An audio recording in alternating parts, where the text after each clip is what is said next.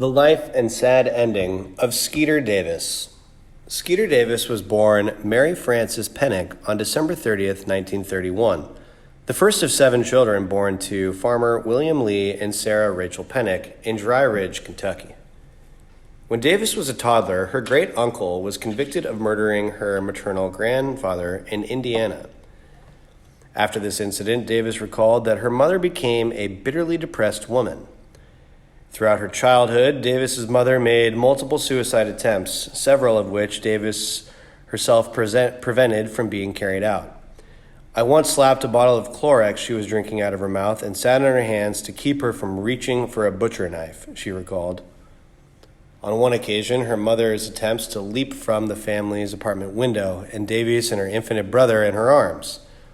Her relationship with her mother remained strained throughout much of her life, but Davis's account, she couldn't seem to win my mother's respect and affection. I turned my attention toward my daddy. In the mid-1930s, the Penick family relocated to Cincinnati, Ohio, where they remained for several years before returning to Dry Ridge. They later moved to Erlanger, Kentucky in 1947. Davis was raised as a Protestant, attending Disciples of Christ churches. As an adolescent, Davis was inspired by the music of Betty Hutton. She also developed an interest in musicals, memorizing songs from films such as Stage Door Canteen and I'll Be Seeing You. She would sometimes stage routines in her backyard, dancing and singing and telling ghost stories to the neighborhood children. When she was in 7th grade, her father relocated to Oak Ridge, Tennessee, for work. She and her siblings remained in the care of her mother, who during the time became an alcoholic. While attending Dixie Heights High School in Erlanger, Skeeter met Betty Jack Davis, and the two became close friends, bonding over their love of music. They began singing songs and playing guitar together during breaks at school, which drew the attention of the classmates, and they performed in several school talent shows. On a trip to the Grand Ole Opry, the two convinced the stage manager to allow them backstage, where they met Hank Williams and Chet Atkins. During the junior year of high school, Skeeter and Betty Jack won a local yodeling contest, whose prize at the time slot singing on a local daytime television show. Their appearance on the local program led to them receiving signing opportunities on the Detroit radio station WJR's program, Barnyard Frolics. After graduating from high school in 1949, Davis relocated to Detroit with Betty Jack, where they completed demonstration recordings for Fortune Records. Among these were the song Jealous Love, which was released as a single in 1953. On May 23, 1953, they recorded I Forgot More Than You'll Ever Know, a song that had previously been recorded by Sonny James. The single was a significant success, spending 8 weeks at the number 1 on the country charts in 1953, as well as making the top 20 on the pop charts. The record ranks number 65 on the top in the country singles of all times, including Billboard historian Joel Whitburn. On August 1st, 1953, Davis sisters performed on the WWVA show Wheeling, West Virginia. After midnight, the two left Wheeling en route back to Covington. Around 7 a.m., August 2nd, near Cincinnati, a passing motorcyclist fell asleep at the wheel, crashed head-on to the car that Skeeter and Betty, Jack Davis, were riding. Betty was killed in the collision, while Skeeter sustained serious head injuries. The driver of the car also survived. Newspaper bulletins of the time erroneously reported that both Davis sisters had been pronounced dead at Our Lady of Sorrow hospitals in Cincinnati. Following the incident, Davis moved in with Betty Jack's mother, Ollie, while recovering from her injuries.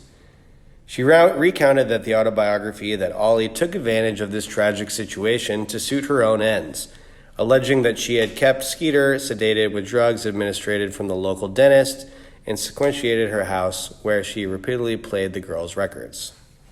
Between 1954 and 1956, Skeeter and Georgia released a total of 9 singles for RCA and the Davis sisters, which they recorded in New York City and Chicago and toured in the United States as part of the RCA Caravan of the Stars alongside Minnie Pearl, Hank Shaw Hawkins, and Chet Atkins, and others.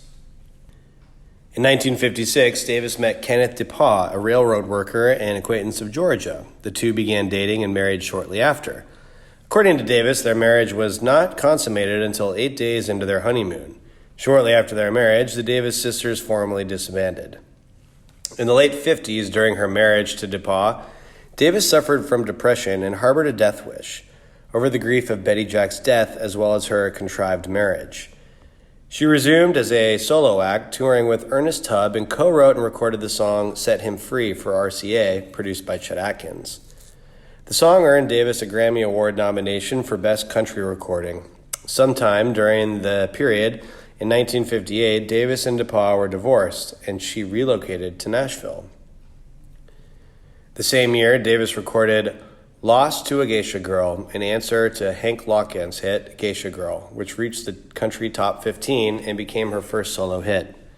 Atkins worked with Davis as a guitarist on all of these sessions. She subsequently co-wrote and recorded another top 20 hit called Homebreaker, which peaked at number 15 on the Hot Country Sing chart in 1959. The same year, Davis joined the Grand Ole Opry. During the time, she toured with June Carter, and two became good friends. From 1960 to 1962, Davis had a top 10 hit with the songs I Can't Help You, I'm Falling Too, My Last Date, and Where I Ought to Be, as well as Optimistic. I Can't Help You, I'm Falling Too marks Davis's first entrance as a solo artist into the Billboard top charts for 1960 and resulted in her being invited to perform on Dick Clark's American Bandstand. The song went all the way to the top 40 unheard for the female country singer at the time. The same year, she married WSM disc jockey Ralph Emery in Franklin, Kentucky. Their marriage was tumultuous. In 1961, she scored the second pop hit with a lyric version of Floyd Kramer's instrumental country pop smash, Last Dance, called My Last Date, which did even better, making the top 30 in the pop charts. Both of these songs did exceptionally well in the country charts, peaking at number 2 and number 5, respectively. In 1963, Davis achieved her biggest success with the country pop crossover hit The End of the World. The song was about country and pop charts of the year. However, it did top the adult contemporary chart. The record was also a surprise top 5 in the rhythm and blues chart, making Davis one of the few white female singers to ever have a top 10 in the market. The single sold over 1 million copies and was awarded a gold disc. Davis's success continued with I'm Saving My Love in 1964 is Gonna Get Along Without You Now, an updated cover of 1956 by Patient and Prejudice.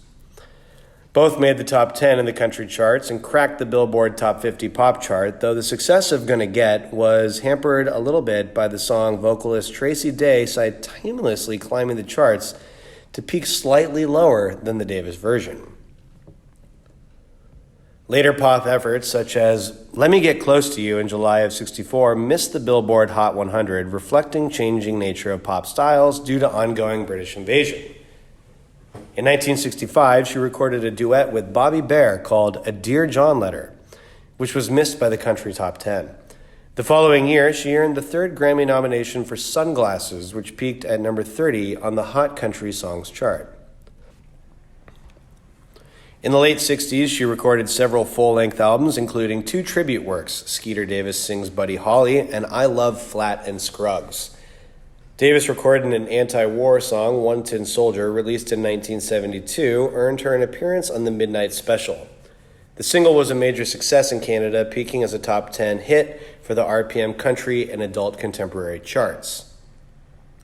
In 1970, Davis hit another top 10 with I Am a Lover, and another duet with Bobby Bare with Your Husband, My Wife. The following year, she had a hit with the autobiographical Bus Fare to Kentucky. Her last major hit was 1973's I Can't Believe That's All Over, which peaked at number 12 in the country and number 101 in the pop charts. In the 1970s, she began a regular touring foreign countries such as Barbados, Singapore, Sweden, where she retained a following. In 1987, she married NRBQ's bassist Joey Simpatico. She recorded the album She Sings, They Play with the Simpatico and NRBQ. Unfortunately, they divorced in 1996. The following year, in August of 1988, Davis was diagnosed with breast cancer. She underwent a mastectomy on her right breast to treat cancer and the remission for several years before having a recurrence in 1996. 2001, Davis became incapacitated with breast cancer. The following year, she made her final performance at the Grand Opera, performing The End of the World. She died of breast cancer in Nashville, Tennessee, hospice, on September 19th, 2004, at the age of 72.